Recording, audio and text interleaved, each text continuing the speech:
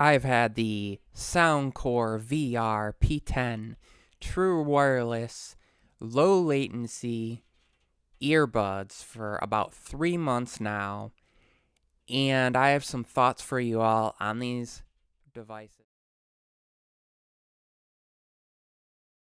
My first thought is for the price, you can't get much better than this.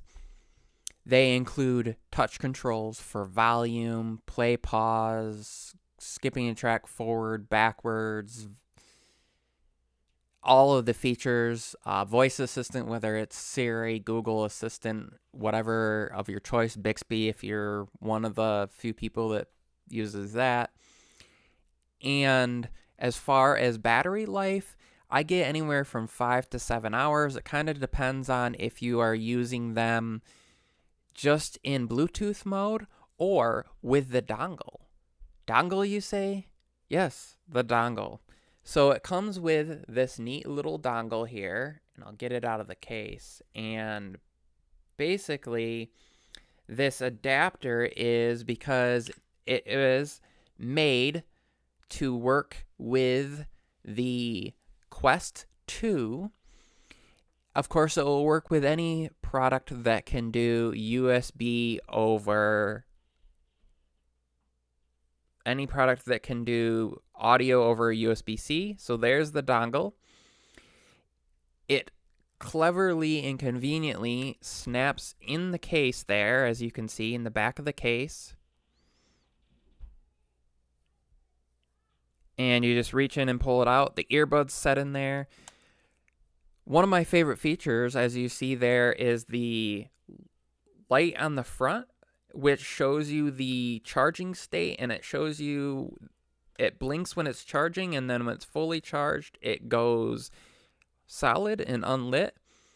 The earbuds themselves stay in the case really, really well. I'm actually wearing them at this moment. So this is what they look like. I have disabled the lights for them, but there are colored lights that you can choose which colors you want. You can have them static or breathing. I have them disabled as I don't really want them on, and of course that's going to help with battery life a little bit. The discrepancy in battery life really is whether you're using them on their own just via Bluetooth or with the dongle and Bluetooth, and why might you want to use them in both methods. First reason is if you want to have your phone connected via Bluetooth, and then let's say you're using a VR headset like the Quest 2, then when your phone rings, you can still pick up. The other option is for someone like me, I like to use the low latency to listen and edit videos, and yes, I've tried it. Now, for audio fidelity, I wouldn't necessarily do that unless you go in and tweak some of the EQ a little bit, and I'll get into EQ in a little bit later. So I like to connect it up to my MacBook so I get the low latency for aligning audio, and then of course have Bluetooth, so if my phone goes off, it's going to ring through. I'm going to be able to pick it up and then get back to where I was. Other thing is using it with my Android device plugged in that way and then having it connected to my iPhone, so whichever device I choose to use, if I get a call on my iPhone, I can do that. If I'm going to listen to music, watch YouTube, do Netflix or something like that on maybe my Fold or my Pixel or one of my other devices, being able to carry two devices and have them linked up all the time is great. Now, of course, keep in mind, you're going to draw some power because it's having to power that transmitter, which uses the 2.4 gigahertz network to transmit at approximately 30 milliseconds, and that's what they've graded it and rated it for. I do not have the equipment or technology on hand to test that for you all, but I can tell you it has been accurate. It has been indeterminable, as in, like, I can't really discriminate whether it's live or not. It's fast enough to me. I'm not, gaming at 240 hertz or anything crazy like that. I play some games on my phone. I do some Call of Duty. I did play a little bit of Beat Saber on my Quest 2 and things like that. So the next aspect I want to get into is, yes, these are pitched to gamers and hence the RGB lighting and the low latency, but who else are they for? Well, I got into it a little bit. I think they're for people who need that timing to be on par with being live, or at least not being able to kind of to tell the discrepancies between live and being played over wireless. So if you're editing videos, and that doesn't mean you have to be like a content creator like I am. Many people like to put together little clips of their family, and maybe you want to edit the audio and make sure it's in sync, and maybe you're going to put music to it and you want to make sure that lines up. Or maybe you just are somebody who carries multiple devices. Maybe you have an iPhone for work and an Android phone for personal, or vice versa. Having them connect to both at the same time and not having to have it be necessarily Bluetooth to both, so there isn't that latency, there isn't that interference, is really nice. Also, if you travel a lot, well, there's times where you might not be able to have Bluetooth on, but you might still be able to use something like this. Maybe you're in an environment with multitudes of people. You're on a floor at some event. You're in a meeting with a bunch of other people, but you can be able to connect this up so a call comes in. Also, I will get into mic quality. So far, it seems to be really good. I've used them, and of course, I'm using them to talk to my dad and stuff. And he says, well, it just sounds like if you were on your phone, on speakerphone or on regular phone call. So that's good. I will not be able to demonstrate that. I don't really have a good way to record that for you all. But that's the expectation. The other thing I really like is that the tap sensors are just a simple tap. So there isn't like pressing and holding. There isn't necessarily like a back tap like on some other earbuds. My Galaxy Buds, you kind of have to tap on the back. You have to enable that in settings. All these things are enabled by default, and you can go in and change the single tap, the double tap, the 2-second long press. You can have them different for each ear as far as that goes. And of course, I have things set up where like play and pause are single tap, double tap to change volume, and long press to trigger voice assistant. You can also set them up to go in and out of game mode.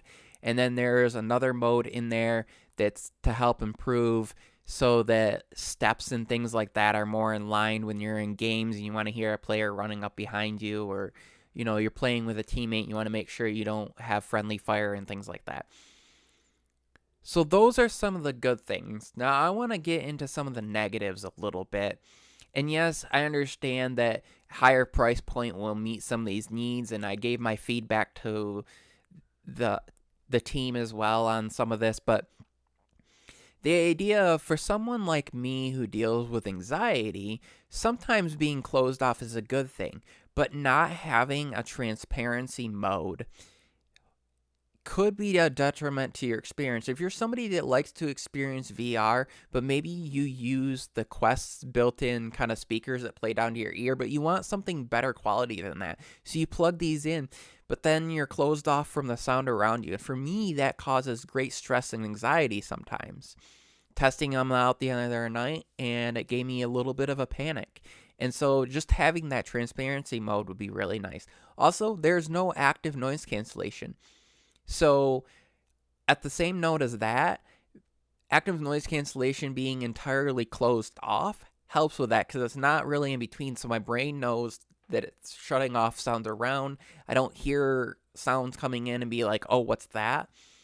So if they had one or the other, I feel like that would help types of people who deal with that anxiety. So this is something that I'm hoping they'll do in a future generation. Of course, this is the first model, and of course, they've used the experience that they've learned from other devices in their, Lifeline, in their Airline, in their Liberty and Liberty Pro line, in their other products. They have used that technology and the experience and the feedback for these. Editor Michael here, realizing I didn't include something. So EQ, basically these come right out of the box, perfect bass level for me, and voice is nice and clear. But if you're somebody who likes heavier bass and something like the Liberty 3 Pro's level of bass, you might want to tweak the bass up a little bit and bring down those mids and highs a little bit if you're somebody who is super sensitive to vocals and keep in mind these are designed for gaming, and yes, you can listen to music and stuff, but I believe that that's the reason they keep the bass at a moderate to low level, which is fine by me. You know, it's not super low, but not thumping bass heavy, and also why they keep those vocals and kind of high notes clear so you can hear the footsteps, the gunshots, the things like that. Anyways, Keep in mind, they're $99. There's a $20 coupon you can find right now. Go to Amazon, check them out. Links will be in the description down below. And that has been my thoughts on the Soundcore VR P10 earbuds. If you have any questions, ask those in the comment down below. Of course, if you like this video, give it a big thumbs up. And if you're new to my channel, smash that subscribe button for more content like this. And I'll see you all in the next one. Thanks for watching.